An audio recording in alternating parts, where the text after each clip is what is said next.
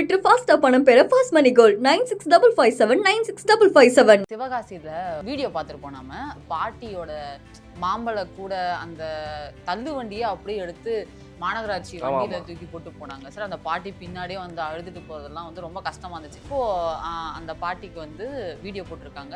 அந்த பாட்டிக்கு வந்து அவங்க மாம்பழ கூட கொடுக்குற மாதிரியும் இது பண்ற மாதிரியும் இல்ல, அவங்க கடை மட்டும் இல்ல, நிறைய பேர் கடை அன்னைக்கு எடுத்த மாதிரி பாக்குறோம். ஆனா அவங்களது மட்டும் தான் திருப்பி கொடுத்துருக்காங்க, ஏன்னா நிறைய வீடியோ வைரல் ஆனதுனால. ஸோ இது வந்து is this justice done, justice served அப்படின்னு கேட்டோம் அப்படின்னா அது ஒரு பெரிய கொஸ்டின் மார்க்.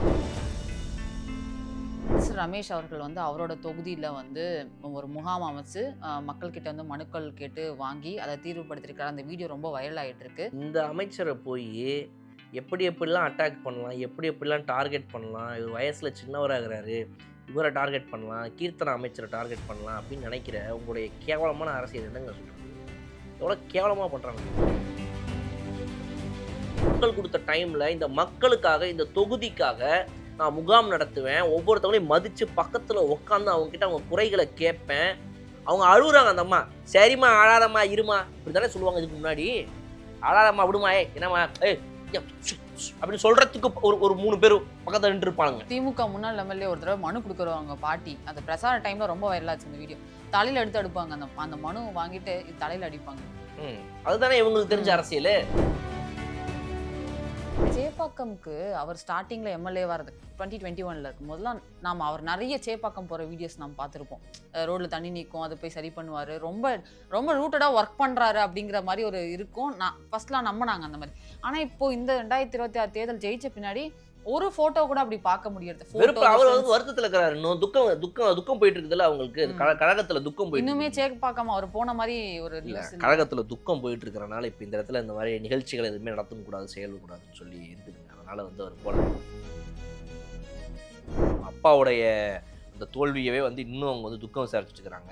எல்லாரும் இன்னுமே வந்து வீட்டுக்கெல்லாம் வந்துட்டு தம்பி பார்த்துக்க, நீ தான் அப்பாவுக்கு ஆறுதல் சொல்லணும் இந்த மாதிரி நேரத்தில்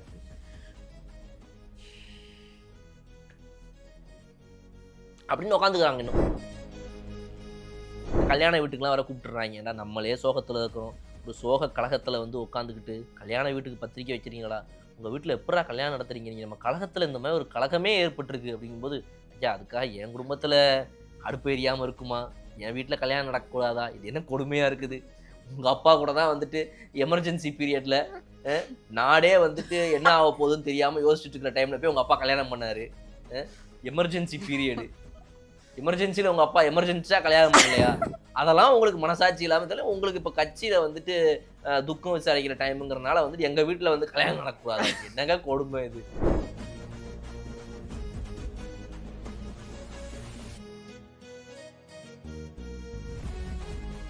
சிவகாசியில் ஒரு வீடியோ பார்த்துருப்போம் நாம. மாநகராட்சி வந்து ரோடு கடையில் இருக்கவங்க எல்லாரோட இதெல்லாம் வந்து எடுத்து க்ளீன் பண்ணிட்டு போவாங்களா, அந்த மாதிரி கடைகளெல்லாம் வந்து எடுத்துகிட்டு போயிட்டாங்க. அப்போ ஒரு பாட்டியோட மாம்பழ கூட அந்த தள்ளு வண்டியை அப்படியே எடுத்து மாநகராட்சி வண்டியில் தூக்கி போட்டு போனாங்க சார். அந்த பாட்டி பின்னாடியே வந்து அழுதுட்டு போகிறதெல்லாம் வந்து ரொம்ப கஷ்டமாக இருந்துச்சு. அவங்க கை தூக்குறாங்க, அந்த கையை கூட தட்டிலாம் விட்டாங்க, அதெல்லாம் நம்ம பார்த்தோம். இப்போது அந்த பாட்டிக்கு வந்து வீடியோ போட்டிருக்காங்க, ஃபோட்டோ போட்டிருக்காங்க. அந்த பாட்டிக்கு வந்து அவங்க மாம்பழ கூட கொடுக்குற மாதிரியும் இது பண்ணுற மாதிரியும், அந்த பாட்டிக்கு வந்து அவங்க கேட்டது கிடைச்சிருச்சு அப்படிங்கிற மாதிரி. இல்லை, அவங்க கடை மட்டும் இல்லை, நிறைய பேர் கடை அன்னைக்கு எடுத்த மாதிரி பார்க்குறோம். ஆனால் அவங்களது மட்டும் தான் திருப்பி கொடுத்துருக்காங்க, ஏன்னா நிறைய வீடியோ வைரல் ஆனதுனால அப்படின்னு சொல்லி பார்க்கலாம். ஸோ இது வந்து is this justice done, justice served அப்படின்னு கேட்டோம் அப்படின்னா அது ஒரு பெரிய கொஸ்டின் மார்க் தான். அதாவது வந்து ஒருத்தங்களை நீங்கள் ஒரு இடத்துல வந்து ஒரு வயசானவங்கன்றதெல்லாம் தாண்டி ஒரு ஒரு ஒரு ரோட்டுக்கடையில் இருக்கிறவங்கள நீங்கள் வந்து அப்படி ஒரு மன உளைச்சலுக்கு ஆளாக்குறீங்க. அந்த வயசானவங்க, அவங்க ஒரு ஏழ்மையில் இருக்கிறவங்க, பாவப்பட்டவங்க, ஒரு கடை போட்டு பிழைக்கிறவங்க. இது மக்கள் எல்லாரும் ஏற்கனவே கேட்டது தான். பல கோடி ரூபா அவனைய வந்துட்டு இது பண்ணிட்டு போவான், அவனெல்லாம் நீங்கள் மரியாதையாக காரில் கூட்டிகிட்டு போயிட்டு டீசெண்டாக நடத்தி டீசெண்டாக கொண்டு வருவீங்க. உங்களுக்கு ஏழைங்கன்னா இலக்காரமாக போச்சாம்பாங்களா, அதுதான் இதுலேயும் இருக்குது. அப்போ அரசு எந்த அரசு அப்படின்றதெல்லாம் தாண்டி இந்த கார்பரேஷன் ஊழியர்கள்லேருந்து ஆரம்பித்து அரசு உத்தியோகத்தில் இருக்கிற எல்லாருமே இன்றைக்கி வரைக்கும் அவங்களுக்கு அந்த ஒரு திமிரு இருக்க தான் செய்யுது. அதுக்கு வந்து நீங்கள் தாவேக அரசு வந்துட்டா அப்படியே அவங்கெல்லாம் வந்து இன்றைக்கி அப்படியே வந்து பாலிஷ் போட்ட மாதிரி இந்த அரசு உத்தியோகத்தில் இருக்கிறவங்களாம் மாறிடுவாங்கன்னு நம்ம சொல்லவே முடியாது. அன்னைக்கு நீங்கள் அந்த மாதிரி அவங்க வண்டியை தூக்கி போட்டு எடுத்துகிட்டு போனீங்க. திமுக அரசாக இருந்தால் இன்றைக்கி அது கூட நடந்திருக்காதுன்னு வச்சுக்கோங்களேன். அட்லீஸ்ட் தாவேக அரசு இருக்க போக இந்த அதிகாரிகளுக்கு ஒரு பயம் வந்து அமைச்சரவையிலேருந்து கண்டிப்பாக சொல்லியிருந்திருப்பாங்க. அதனால் இன்றைக்கி அவங்க பயந்துக்கிட்டு போயிட்டு அவங்கக்கிட்ட இந்த மாதிரி அவங்க மாம்பழத்தெல்லாம் நாங்கள் திரும்ப கொடுத்தோம் கடமைக்குன்னு ஒரு வீடியோ எடுத்து போடுறாங்க இந்த அதிகாரிகள். இது வந்து உண்மையாகவே போதுமானதா அப்படின்னா சத்தியமாக போதுமானது கிடையாது. நீங்கள் வண்டியை தூக்கி போட்டு அடித்து எடுத்துகிட்டு போயிருக்கிறீங்க ரைட்டுங்களா? அதுக்கு ஒரு முறையானது இருக்குதுங்க. நீங்கள் எல்லாத்தையும் நீங்கள் வந்து ஒரு எல்லாத்தையும் முறையாக அடித்து தூக்கி போட்டு தடாலடியாக வேலை பார்க்குறீங்களா நீங்கள்? ஐயா கொஞ்சம் பார்த்து வந்துட்டீங்கன்னா நல்லா இருக்கும் அப்படின்னு போய் பேச வேண்டிய இடத்துல பேச தெரியுதுல உங்களுக்கு. அது காவல்துறை அதிகாரிகள்லேருந்து ஆரம்பித்து ஒவ்வொரு அதிகாரிகளும் எல்லா துறையிலையுமே. அப்போ உனக்கு ஏழனா மட்டும் உனக்கு இலக்காரம். அப்போ அந்த இடத்துல நீ வண்டியை தூக்கி போட்டு எடுத்துகிட்டு போன நீ இன்னைக்கு வந்து ஒரு கூடையில் மாம்பழத்தை வச்சுட்டு சரி ஓகே இவங்க வந்து மேலத்தில் ப்ரெஷர் போடுறானுங்க வீடியோலாம் வைரல் ஆச்சு மானம் போகுது என்னையா பண்ணுறீங்கன்னு போட்டு அமைச்சர்லேருந்து கத்துறாங்க சரி எடுத்துட்டுருவோம் அப்படின்னு கடமைக்குன்னு ஒரு வீடியோ. அதில் போட நீங்கள் ஆடியோவை ப்ளே பண்ணி பாருங்க. அவங்க போயிட்டு அந்த இதை கொடுக்கும்போது அந்த ஒரு வயசான ஒரு கூட இருந்தார் பார்த்தீங்களா, அவர் வந்து போது இந்த பக்கம் வா ஒரு மேல தான் இந்த பக்கம் வா வேட்டி இறக்கிக்க. அப்போ இந்த இந்த கொடுக்குற அந்த ஆள் சொல்கிறாரு, அந்த ஆள் சொல்கிறான் அவனுக்குலாம் என்ன மரியாதை. அந்த ஆள் சொல்கிறான் நீ பிடிக்கலாம் வேணாம், அவர் பிடிக்க வர்றாரு அந்த இது. நீ பிடிக்கலாம் வேணாம் கிட்ட மட்டும் வந்து நில்லு அப்படின்றார். அவர் வயசுல எவ்வளோ பெரியவர். உனக்கு அரசாங்க உத்தியோகம் போட்டு கொடுத்த திமிரில் நீ பெரிய இவனா நீ அவன் இவனு பேசுங்க வா போன்னு பேசு உனக்கு எவன் மரியாதை கொடுத்தான் எவன் வந்து உனக்கு உரிமை கொடுத்தான்.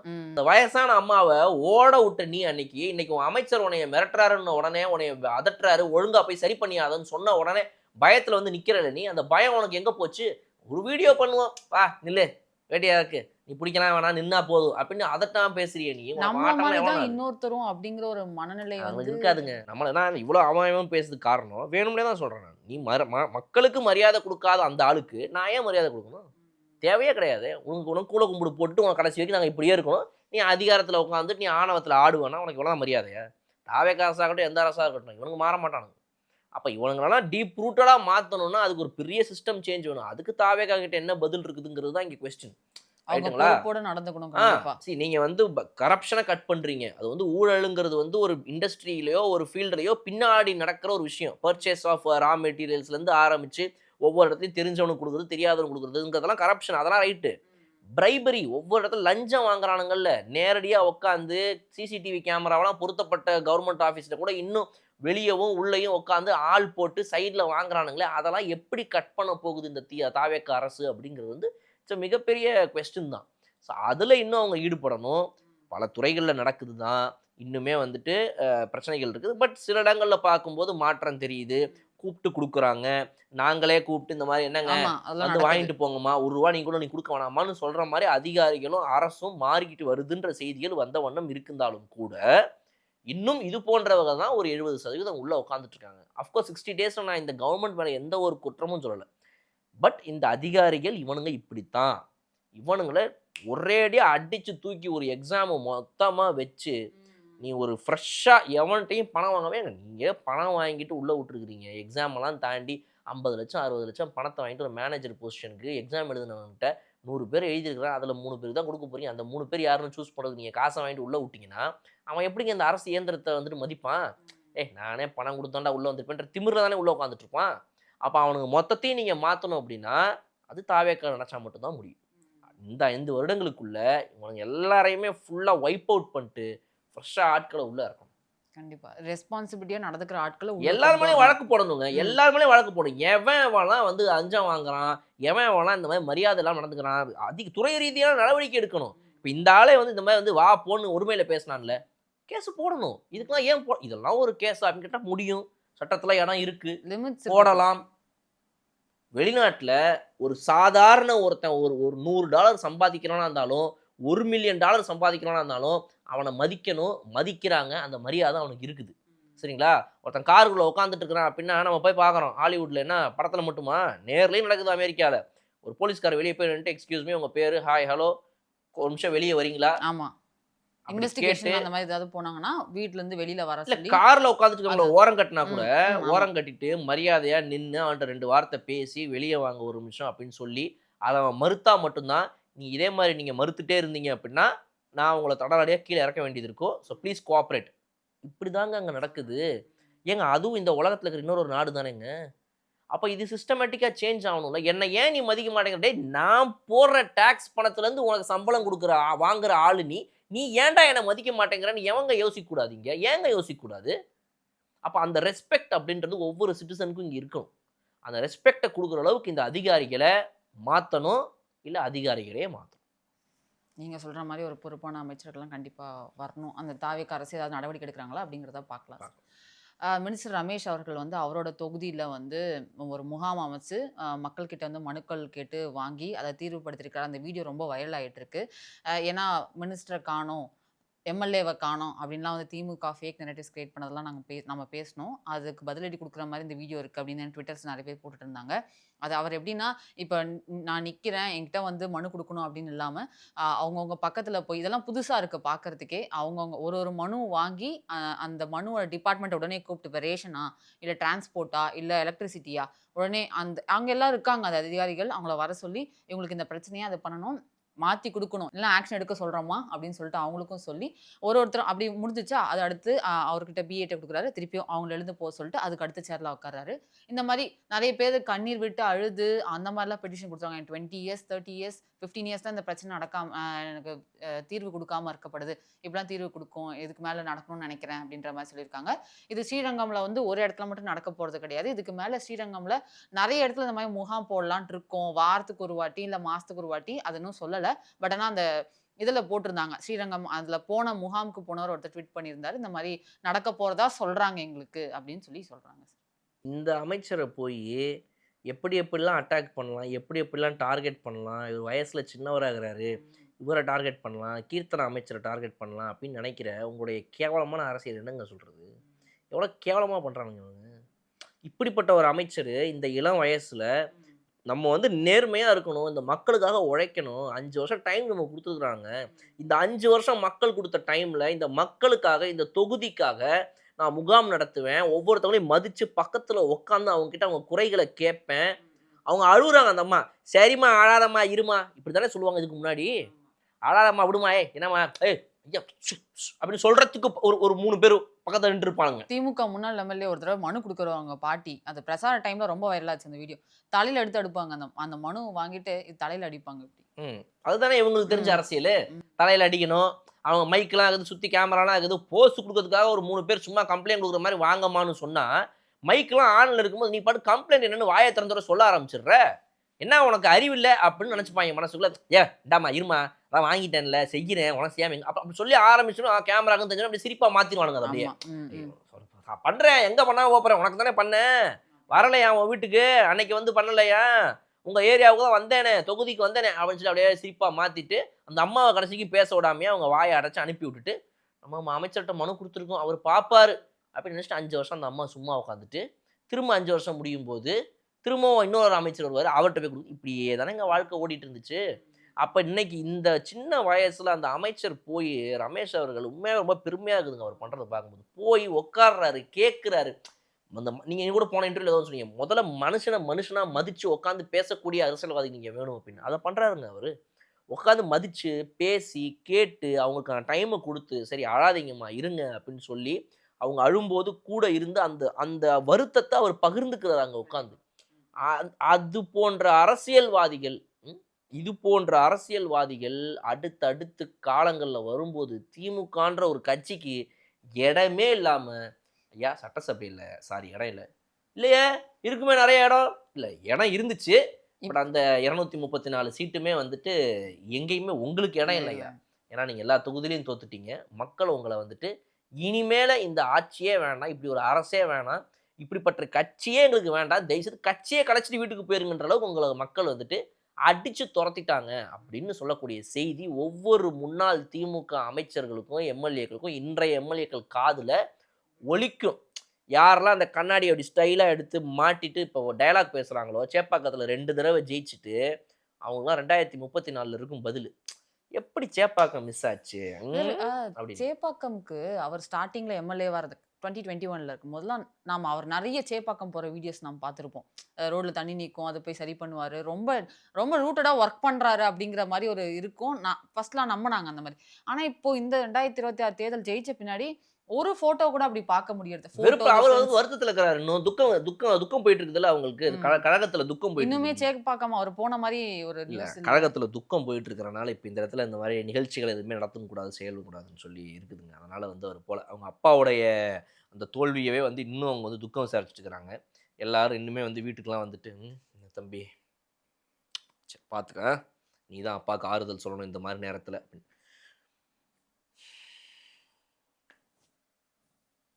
அப்படின்னு உட்காந்துக்கிறாங்க இன்னும். அது அப்பப்போ டைம் கிடைக்கும் போது மட்டும் கேமரா வருது வருது போகுது நியூஸஸ் ப்ரெஸ்ஸுங்கிறனால இந்த கல்யாண வீட்டுக்கெலாம் வர கூப்பிட்டுறாங்க. ஏன்னா நம்மளே சோகத்தில் இருக்கிறோம், ஒரு சோக கழகத்தில் வந்து உட்காந்துக்கிட்டு கல்யாண வீட்டுக்கு பத்திரிக்கை வைக்கிறீங்களா, உங்கள் வீட்டில் எப்படா கல்யாணம் நடத்துறீங்க, நீங்கள் நம்ம கழகத்தில் இந்த மாதிரி ஒரு கழகமே ஏற்பட்டிருக்கு அப்படிங்கும்போது, ஐயா அதுக்காக என் குடும்பத்தில் அடுப்பு எரியாமல் இருக்குமா, என் வீட்டில் கல்யாணம் நடக்கக்கூடாதா, இது என்ன கொடுமையாக இருக்குது. உங்கள் அப்பா கூட தான் வந்துட்டு எமர்ஜென்சி பீரியடில் நாடே வந்துட்டு என்ன ஆக போகுதுன்னு தெரியாமல் யோசிச்சுட்டு இருக்கிற டைமில் போய் உங்கள் அப்பா கல்யாணம் பண்ணார். எமர்ஜென்சி பீரியடு, எமர்ஜென்சியில் உங்கள் அப்பா எமர்ஜென்சியாக கல்யாணம் பண்ணலையா, அதெல்லாம் உங்களுக்கு மனசாட்சி இல்லாமல் தெரியல. உங்களுக்கு இப்போ கட்சியில் வந்துட்டு துக்கம் விசாரிக்கிற டைமுங்கிறனால வந்துட்டு எங்கள் வீட்டில் வந்து கல்யாணம் நடக்கக்கூடாது, என்னங்க கொடுமை இது அப்படின்னு சொல்லி அவங்க வைக்க கல்யாணத்துக்கு சரி வாங்க வாங்க அப்படின்னு சொல்லிட்டு அங்கே போயிட்டு, ஹேய் இங்கே என்ன இதை பண்ணிக்கிட்டு இருக்க, இது துக்க விசாரிக்கிற இடம் கிடையாது, இது கல்யாண வீடு. ஓ சாரி சாரி சாரி சரி இது வாழ்த்துக்கள்ப்பா அப்படின்னு அப்புறம் தான் கையை எப்படி கொடுக்குறாங்க. மற்றபடி போயிட்டு கையை இப்படி பிடிச்சிட்டு இப்படின்ற மறந்துடுறது. அதான் அறிவாலயம் நினைச்சிட்டு அங்க வரவங்க போறவங்களா துக்கம் விசாரிக்கிற மாதிரி. ஆக்சுவலி பாவம் சார், அந்த கப்புள்ஸ் அந்த கல்யாணத்துக்குலாம் போறாங்கல்ல சார், அவங்க ஓரமா உட்காந்து கொட்டாய் விட்டுட்டு இருக்காங்க. அப்படியே ஐயோ முடியல, டயர்டா, ஏன்டா இந்த குடும்பத்துல பிறந்தோம், அப்படியும் திருத்த முடியல. இவங்களுக்கு இன்னும் புரியல. அதாவது என்னன்னா அவங்க ஜோக்கே என்னன்னு பாருங்க நீங்க. அந்த மணமகன் மணமகள் உட்காந்துருக்காங்கல்ல, ஆமா அவங்களே பாத்தீங்க அப்படின்னா நாம போட்டதே நானே டிவி கேக் தான் ஓட்டு போட்டு வந்தேன், இது தெரியாம எங்க அப்பன் கல்யாணத்துக்கு வேற இவங்க எல்லாரையும் கொடுத்துருக்காங்க. இவங்க வேற இங்க வந்து நம்மளை விடுங்க, இந்த மக்களுக்கு நம்ம என்ன சொல்லணும் அப்படின்னா, மக்களுக்கு அடே இங்க நாங்களே அதுக்கு தானே ஓட்டு போட்டு உட்காந்துருக்கோம், ஐயோ புரிய மாட்டேங்குது இவங்களுக்குன்ட்டு. அதுதான் வந்துட்டு நம்ம வந்து அவர் சொல்றாரு கல்யாணங்கள்லையும் இப்போ என்ன சொல்லிடுறாரு அப்படின்னா, இப்போ இது ஒரு நாசுக்கா எப்படி சொல்றாருன்னா, இவங்க சொல்ற மைண்ட் வாய்ஸ் இப்போ அவருக்கு புரிஞ்சிருச்சு. இப்போ அவர் என்ன சொல்றாருன்னா, நம்ம வெளியே எல்லா இடத்துலையும் போய் கேட்டோம், ஆனால் நம்ம வீட்டிலேயே கேட்காம விட்டுட்டோம் அப்படின்றது இந்த மணமகளை தான் சொல்றாரு. சொல்லி இந்த மாதிரி வந்து கல்யாண வீடுலாம் போனால் கொஞ்சம் எல்லா ஏஜ் இருக்கிறவங்க வருவாங்கல்ல. ஸோ இப்போ கல்யாண மேடையை அவங்க யூஸ் பண்ணுறதுக்கு காரணமே நீங்கள் என்ன நினச்சிட்டு ஆக்சுவலாக இந்த மாதிரி வந்து புலம்புறோம்னு சொல்கிறோம்ல, காரணம் கிடையாது, முற்போக்கு சிந்தனை. அதாவது கல்யாணத்துக்குலாம் போனோம் அப்படின்னா ஜென்சி வருவாங்க, அங்கே ஆல்ஃபா பீட்டா வருவாங்க, குட்டி குட்டி பசங்களாம் கல்யாணத்துக்கு அங்கங்கே சிலுவண்டுங்க ஓடி விளையாட்டு இருப்பாங்க, புடுறான் இங்கே நில்றான் அப்படின்னு ஓடி பிடிச்சி விளாட்டுருப்பாங்க கல்யாண மண்டபத்தில். அவங்களாம் அரசியல் பண்ணுறணும் அப்படின்றதுக்காகவும், முதியவர்கள் நிறைய பேர் நம்ம நேரில் சந்திக்க முடியல, இந்த மாதிரி நிகழ்ச்சிகளுக்கு போகும்போது முதியவர்களை நேரில் சந்திப்போம். அவங்களெல்லாம் நேரில் பார்த்து நம்ம வந்து ஐயா எங்கள் அப்பா உங்களுக்கு தெரியும்னு நினைக்கிறேன், யார் நம்ம ஸ்டாலின் ஐயா, எங்கள் அப்பா உங்களுக்கு தெரியும்னு நினைக்கிறேன், தெரியும் தெரியும், அவர்னால தானே இந்த தமிழ்நாடே, ஐயா ஐயா ஐயா ஐயா அதை நான் என்ன சொல்கிறேன், நீங்கள் என்ன சொல்லிக்கிட்டு இருக்கீங்க நீங்கள், அவர்னால தான் தமிழ்நாடே நல்லா இருக்குதுன்னு எனக்கு தெரியும், கரெக்டாக தான் நீங்கள் சொல்ல வர்றது அப்படின்னு அப்படியே அந்த பெரியவர் வாயை மூடிட்டு, பெரிய ஒரு ஓட்டு நமக்கு இல்லை இவ்வளோ இருக்குது இந்த ஏரியாவில் அப்படியே அப்படியே இவங்க பக்கம் போகிறது. ஐயா என்ன உங்களுக்கு தெரியும்னு நினைக்கிறேன், நான் தான் வந்து முதலமைச்சராக இருந்தேன், பார்த்தேன் கிழிச்சேன், நீங்கள் பார்த்து தான் வந்தேன் அப்படின்னு. ஓ இவங்களும் பிரச்சனையா அப்படின்ட்டு அப்படியே அவங்கள முடிச்சு லேடிஸ் சைடு போனோம், லேடிஸ் சைடில் அங்கே போயிட்டு என் மகனை பார்த்துருப்பீங்கன்னு நினைக்கிற, திருவள்ளிக்கேணி சேப்பாக்கம் தொகுதியில் பல நல செயல்களை பண்ணியிருக்கிறாரு அப்படின்னு சொன்ன உடனே உங்கள் பையன் பார்த்தோம் உங்கள் பையன் அப்படின்னு இழுத்தாங்கனால உடனே அங்கேயே க்ளோஸ் பண்ணிட்டு அப்படியே மைக்கை பிடிச்சி ஏறி நின்று, குடும்பத்துக்குள்ளே நமக்கு ஓட்டலடா எல்லாம் பூரா பெண், அடுத்த கல்யாணத்துலாம் வரும்போது சரியா பார்த்து நடந்துக்கங்க, ஹோட்டல்லாம் ரொம்ப மொஸ்டா போய்கிட்டு இருக்கு அப்படின்னு சொல்லிட்டு அங்கேயே மேடையில் ஏறி நின்று அழுதுட்டு மணமகன் மணமக்களை பற்றி, ஐயோ கல்யாணம் அதை மறந்துட்டோமா, அது கல்யாண வாழ்த்துக்கள்மா அதை மறந்துட்டேன் நான், அதை வேற ஒன்று சொல்லணுமா, கழகம் போல் உங்கள் வாழ்வும் அற்புதமாக அமைய அப்படின்னு சொல்லிட்டு கடைசியில் சொல்லும் போதுல அவங்களுக்கு எப்படி இருக்கும்ல, ஏன் ஒரு புது வாழ்க்கையை ஆரம்பிக்கிறேன், கொஞ்சமாவது பாசிட்டிவா எதையாவது பேசுறியா, போய் முடிஞ்சு போன ஒரு கழகத்தை பத்தி பேசுறியே, ஆரம்பிக்கிற ஒரு புது வாழ்க்கையில ஒரு 75 வருஷம் நீங்க வந்து எப்படி இருக்கணும் இப்படி இருக்கணும் அப்படி இருக்கணும்லாம் சொல்றதை விட்டுவிட்டு இந்த கழகம் போல் உங்கள் வாழ்க்கைனா, டே நீங்களே எக்ஸ்பைரி டேட்டை தாண்டி போய்க்கிருக்கீங்க, உங்க தாத்தா உடைய இதுக்கு அப்புறமாவே நீங்க ஆக்சுவலா க்ளோஸ் ஆக வேண்டியது. எடப்பாடி பழனிசாமின்ற ஒருத்தர் வந்ததுனால உங்களுக்கு 2021 டைம் கிடைச்சது, இந்த தடவை நீங்க தான் வர வேண்டியது. ஆக்சுவலா டிவிக்கேன்ற ஒரு ஃபோர்ஸ் உள்ள வந்து உங்களை டோட்டலா காலி பண்ணி அனுப்பி இன்னைக்கு நீங்களாம் திரும்ப அரசியல்லாம் சட்டசபைக்குலாம் 2031 முன்னாடி டேடி தான் வரல, சன்னும் வர முடியாத பொழுது 2021 மாதிரி இருக்குது. இப்போ வந்து ஒரு எல்ஓபி ஆக்குறாரு. அவர் வந்து இப்படி இருக்கிற டைம்ல இவங்க என்னடா வந்து அந்த கட்சியோட நம்ம வாழ்க்கையை கம்பேர் பண்றாங்களே, ஒரு நல்ல துவக்கமா இருக்குமா அதெல்லாம். ஸ்டாலின் அவர்கள் ஃபர்ஸ்ட் போனாரு அந்த கல்யாணத்துல, அதுல வந்து கல்யாணத்துல சொன்னாரு அந்த மாதிரி, நீங்க இது இப்படி சொல்றாரு யாரும் அங்க சிரிக்கல அப்படிங்கிற மாதிரி. அதெல்லாம் வந்து உண்மையாவே வந்து ஒரு பெரிய கொடுமைங்க. அந்த ஒரு கொடுமை யாருக்குமே, ஒரு புது வாழ்க்கையை ஆரம்பிக்கிற யாருக்குமே வந்து அந்த கொடுமை இருக்கக்கூடாது. அது வந்து என்னுடைய எதிரியாகவே இருந்தாலும் சொல்றேன், அவங்களுக்கு அந்த ஒரு கொடுமை நடக்கக்கூடாது. தயவுசெய்து வந்து குடும்பம் திமுக நடக்கக்கூடாது. அந்த கொடுமை நடக்கக்கூடாது அவங்களுக்கு. அதனால தயவுசெய்து அவங்கள வந்துட்டு அந்த மாதிரி கம்பேர் பண்ண வேணாம்னு தலைவர் அவர்கள்ட்ட கேட்டுக்கிறேன். ஓகே. அமைச்சர் விக்னேஷ் அவர்கள் வந்து ஒரு பிரஸ் மீட் குடுத்திருந்தாரு சார். இந்த மாரி டாஸ்மாக் நிறுவனத்தில என்ன நடக்குது அப்படிங்கிற மாரி விஷயங்கள் பேசும்போது அவர் சொன்னாரு, டாஸ்மாக் ஊழியர்களுக்கு வந்து ரொம்ப வருஷமா வந்து அதே காசு சம்பளம் தான் குடுக்குறாங்க இல்லையா? அப்படியே ஏத்துனாங்கன்னா கூட 500, 750 அப்படிதான் ஏத்துறாங்க. கடந்த 5, 6 வருஷத்துக்கு முன்னாடி அவரே சொன்னாரு. கடந்த 5, 6 வருஷத்துக்கு முன்னாடி ரூ. 2000 ஏத்துனாங்க. ஆனா, அவங்களுக்கான ஊதிய உயர்வே இல்லாம இருக்கு. அதனால தான் இந்த ரூ. 10, ரூ. 20 எம்ஆர்பிய தாண்டி வாங்குறது எல்லாமே நடக்குது அப்படின்ற மாரி சொன்னாரு. ஸோ, அத வந்து இப்போ அதெல்லாம் நடக்கக்கூடாது அப்படின்னா, நீங்க கம்ப்ளைண்ட் பண்றீங்க. அடுத்த நாள் நம்ம சஸ்பெண்ட் பண்றோம். வேற ஒரு ஆள் வராங்க. இதெல்லாம் தாண்டி அவங்களுக்கு ஒரு நிரந்தர தீர்வா ஒரு 25% வந்து நம்ம சேலரி இன்கிரீஸ் பண்ணி தரணுன்றத வந்து முதலமைச்சர்ட்ட கேட்டிருக்கோம். உடனடியா அத வந்து நம்ம பண்ணலாம் அப்படிங்கிற மாரி ஒரு அவர்ட்டருந்து ஒரு பாசிட்டிவ் ரெஸ்பான்ஸ் வருது. அது எப்போ என்ன ஏதுன்னு பார்க்கலாம் அப்படின்ற மாரியும், அசிஸ்டன்ட் சேல்ஸ்மேன், சூப்பர்வைசர் அதாவது அந்த டாஸ்மாக்ல ஒர்க் பண்றவங்களுக்கு வந்து இதுக்கு முன்னாடி ஒரு சேலரி குடுத்துட்டு இருப்பாங்க. அதுல ஒரு 25% ஹைக் ஆச்சு அப்படின்னா, எவ்வளோ சேலரி வழங்கப்படும் அப்படிங்கிறதெல்லாம் அவர் சொல்லியிருக்காரு சார். அ அ இதனால அவங்க வந்து ரூ. 20 ரூ. 30 வாங்குறது சேலரிய தாண்டி அந்த எலக்ட்ரிசிட்டி, அப்புறம் அந்த வாடகை குடுக்கறது, அப்புறம் அ பாட்டில்ஸ் வந்துச்சுன்னா, அத இறக்கி உள்ள வைக்கிறது, இவங்களுக்கு டிரான்ஸ்போர்ட். இது இப்ப என்ன பண்றாங்கன்னா, அந்தந்த துறை இருக்கு இல்லையா? இப்ப டிரான்ஸ்போர்ட், எலக்ட்ரிசிட்டி, கட்டுமானம் இந்த மாரி துறை சார்ந்தே நீங்க எனக்கு சப்போர்ட் பண்ணுங்க. அதுக்காக காசு வாங்க வேண்டாம். இந்த மாரி. அவங்க துறையிலே வந்து நாங்க உள்ள பேசி அத சப்போர்ட் பண்ணுங்க அப்படின்னு சொல்லி கேட்கலான்ற ஒரு முடிவுலலாம் இருக்கோம்.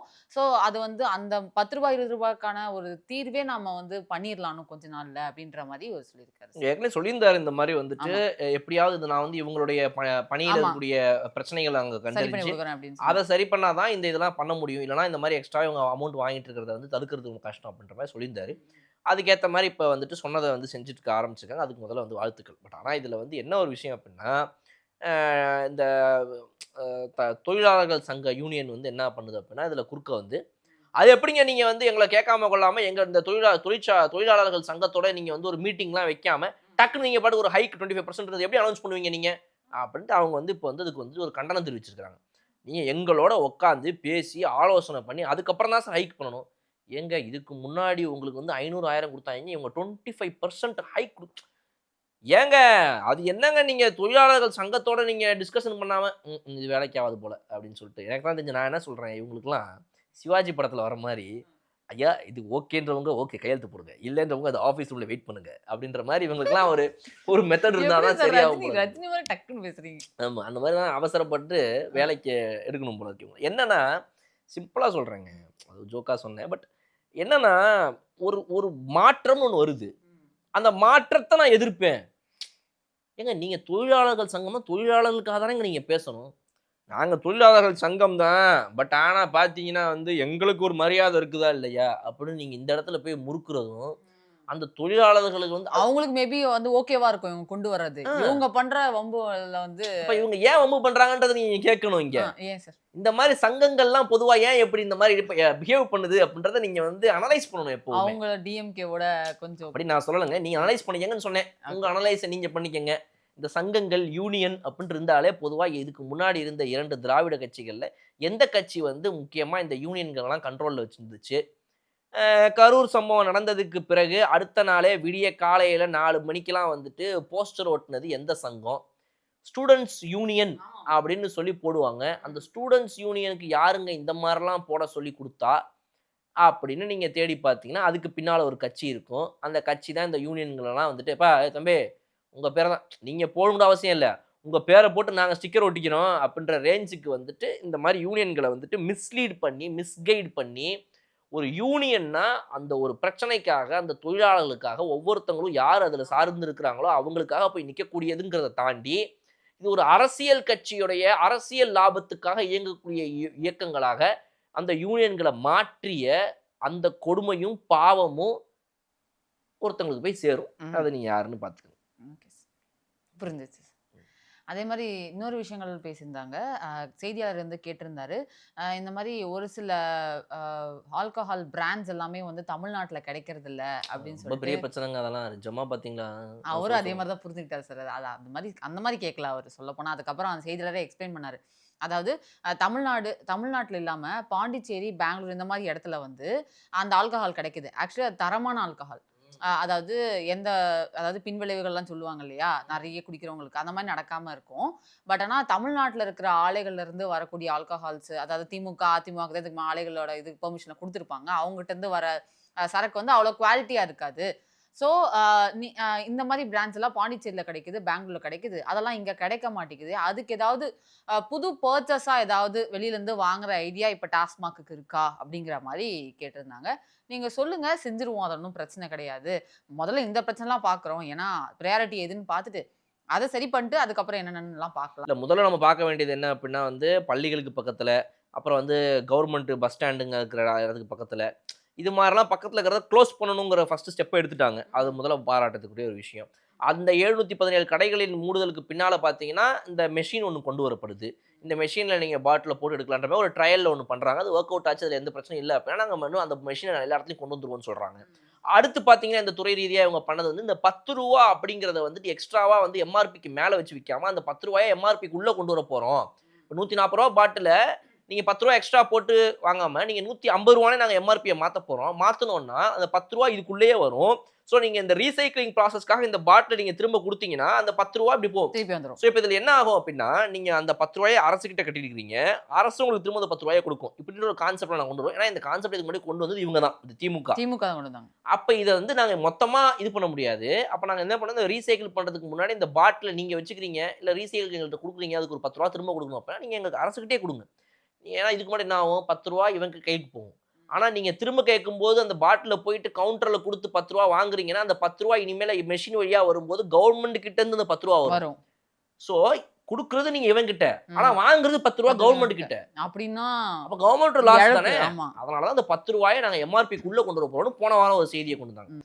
அடுத்து இப்ப பார்த்தீங்க அப்படின்னா, அந்த அதிகாரிகளாக இருக்கக்கூடியவங்கல இருந்து ஆரம்பிச்சு ஊழியர்கள்ல இருந்து லோட ஏத்தி இறக்குறவங்கள்ல வரைக்கும் யார் யாருக்கெல்லாம் வந்து பணிய வந்து நிரந்தரம் பண்ணாம இவங்க சும்மா வெளிய எந்திரிச்சு வச்சிருக்காங்கன்றத ஆரம்பிச்சு, உள்ள நிரந்தரம் பண்ணப்பட்டவங்கள்ல இருந்து எல்லாருக்குமே வந்து ஒரு சம்பளமா எப்படி குடுக்குறோம், அந்த சம்பளத்தை எப்படி உயர்வு பண்ணணும்ன்ற இந்த விஷயங்கள இப்ப தொட்டிருக்காங்க. இது 4வது ஸ்டெப். 5வது ஸ்டெப்போ இல்ல 10வது ஸ்டெப்பாவோ இவங்க சொல்ற அந்த விஷயத்துக்கு போவாங்க. அதுக்கு முன்னாடி அடிப்படையா என்னென்ன பண்ணணுமோ அத பண்ணணும். பட் அந்த பிரச்சனைய பொறுத்தவரைக்கும் அது உண்மையாவே பெரிய பிரச்சனை தாங்க. நீங்க இந்த டெய்லி குடிக்கிறவங்கலாம் விட்டுருங்க. பட் சில பேர்லாம் இருப்பாங்க. அவங்கலாம் பார்த்தீங்கன்னா, இந்த 6 மாசத்துக்கு ஒரு தடவ, அப்புறம் நியூ இயருக்கு மட்டும் இந்த மாரிலாம் சில பேர் இருப்பாங்க. பொதுவா சொல்றேன். அவங்களுக்குலாம் பெரிய பிரச்சனை என்னன்னு பார்த்தீங்க அப்படின்னா, அன்னைக்கா பார்த்து சரி ஒரு நல்ல ஒரு ஒரு பண்றதும் பண்றோம் வருஷத்துக்கு ஒரு தடவ. ஆனா கொஞ்சம் தரமா குடிக்கலாம். அப்பதான் வந்து ரிலாக்ஸ்டா இருக்கும் அப்படின்னு எய்ம் பண்ணுவாங்க சில பேர். அவங்களுக்குலாம் பார்த்தீங்க அப்படின்னா வந்து ஒரு நல்ல இதுவே கிடைக்காதுங்க. ஆப்ஷன்ஸே இருக்காது. இன்னுமே நம்ம ஊர்ல போய் பார்த்தீங்க அப்படின்னா, அடிச்சு புடிச்சு அந்த கடையில இந்த கையில கட்டின்னு ஏய் அப்படின்னு நின்றுக்கிறவங்களுக்கு மத்தியில தான் நீங்க போய் உங்களை சொருகிக்கிட்டு எப்படியாவது நின்று கடைசியில கஷ்டப்பட்டு வாங்கணுன்ற ரேஞ்ச் இருக்கு. நீங்க பெங்களூருக்குலாம் போனீங்கன்னா சூப்பர் மார்க்கெட் மாதிரி எக்ஸ்கியூஸ் மீ இல்ல சூப்பர் மார்க்கெட் நாமளே போய் எடுத்துக்கலாம். போனா அங்க வந்து இது வச்சிருப்பான், பாஸ்கெட் வச்சிருப்பான் சூப்பர் மார்க்கெட் மாதிரி. இங்க மால்ஸ்லாம் நிறைய மால்ஸ்ல கீழ கிரவுண்ட் ஃப்ளோர்ல இருக்கு அந்த மாதிரிங்க. அந்த ஃபீனிக்ஸ் மால்ல இருக்கும் பாருங்க ஒன்று, அது மாதிரி பாஸ்கெட் எடுக்க போறீங்க. போயிட்டு என்ன வேணுமோ சுகர் ஒரு 1 லிட், அது சால்ட் ஒரு பேக்கெட், அந்த மல்லித்தூள் எங்கப்பா மிளகாத்தூள் எங்கப்பா அப்படி நீங்கள் தேடுற மாதிரி ஒவ்வொன்றையும் தேடி எடுத்து அழகாக போட்டு சமையலுக்கு தேவையான எல்லாத்தையும் பில் அப்படின்னு சொல்லிட்டு கார்டை ஸ்வைப் பண்ணிட்டு கிளம்பி போயிட்டே இருக்கலாம் நீங்கள். இதெல்லாம் பெங்களூரில் சாதாரண ஒரு அங்கே ப்ரைவேட்டைஸ்டு. அங்கே வந்து கவர்மெண்ட்டுங்கிறத தாண்டி இங்கே இது ப்ரைவேட்டைஸ்டு. அங்கே ப்ரைவேட்டுங்க தான் நடத்துகிறாங்க. அதில் அந்த மாதிரி நம்ம ஊரில் இன்னுமே வந்து கையிலே கட்டின்னு அண்ணன் ஃபுல் கப்பில் நின்றுப்பாப்புல. அவருக்கு மத்தியில் நீங்கள் நுழைஞ்சு தான் வந்து நீங்கள் எவ்வளோ பெரிய ஆளாக இருந்தாலும் வாங்கணுன்ற மாதிரி ஒரு பிரச்சனை இங்கே, ரைட்டுங்களா? ஸோ அதெல்லாம் முறைப்படுத்தணும் ஃபஸ்ட்டு. கொஞ்சம் டீசெண்டாக இன்னும் கடைகள்லாம் வேறு மாதிரி மாற்றணுன்றது நெக்ஸ்ட் ஸ்டேஜ். அதுக்கப்புறம் நீங்கள் பார்த்தீங்கன்னா என்னை பொறுத்த வரைக்கும் இவர் சொன்ன மாதிரி வந்து ஆப்ஷன்ஸ் கொண்டு வரணும். எல்லாம் போனீங்கன்னா நீங்கள் வந்துட்டு இதாக இருக்குது வேணுமா வேணாமா சரி கொண்டாங்க அப்படி சொல்லுவாங்களா சார்? ஆமா கத்துவானுங்க. நீங்க வேற இந்த பிரச்சனை இருக்கும். அப்ப அதை மீறி வந்து ரிலாக்ஸ்டா போயிட்டு ரிலாக்ஸ்டா வாங்கணும். கேட்ட ஆப்ஷன்ஸ் கிடைக்கணும் அப்படின்னா வந்து அதெல்லாம் கொஞ்சம் அப்கிரேட் பண்ணி கொடுத்தா நல்லா இருக்கும். அதான் ஓகே சார். அதாவது வந்து இது மூலமா நம்ம வந்துட்டு டெய்லி போயிட்டு குடிச்சிட்டு பொண்டாட்டி அடிங்கன்னு யாரையும் நம்ம வந்துட்டு சொல்லல. டிஸ்க்ளைமர் போட்டுருங்க. ஆமா டிஸ்க்ளைமர். குடியை கெடுக்கும். ஆமா மது நாட்டுக்கும் வீட்டுக்கும் கேடு, நியூ இயருக்கு மட்டும் குடிக்கலாம் அப்படின்னு சொல்லுவோம். அது அவங்கவுங்க தனிப்பட்ட விருப்பம். அதெல்லாம் நாம எதுவும் சொல்ல முடியாது. வேற சில முக்கியமான விஷயம் அடுத்த வீடியோ டிஸ்கஸ் பண்ணுவோம். தேங்க்யூ. தங்கம் விற்று ஃபாஸ்டா பணம் பெற ஃபாஸ்ட் மணி கோல்ட் 9655796557.